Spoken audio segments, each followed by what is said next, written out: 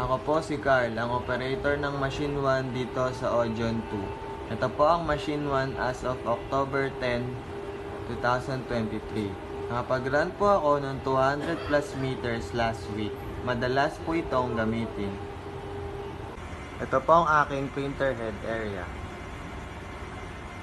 Ito naman po ang aking capping. Ganito po ang tamang pag-head clean.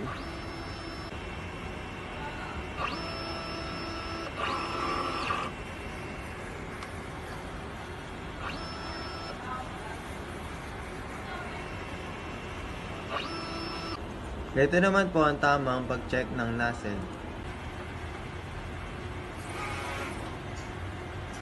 Ito po ang aking printer daily checklist. Sa ngayon po, wala po kaming in-house order. Ito po ang aking output. Sa ngayon po, wala po akong in-house order. Tapos ko naman po, nakapagpudsong po ako ng 5 white ink, isa sa cyan, isa sa magenta, 5 po sa powder. Ito naman po ang stock set unused. Sakto lang po ang stocks namin na good for 5 days. Ito po ang aking waste tank area. Ang last disposal ko po ay kanina lang. Ito naman po sa kabila ang aking AVR na may 3000 volts. Dito naman po ang aking ground wire.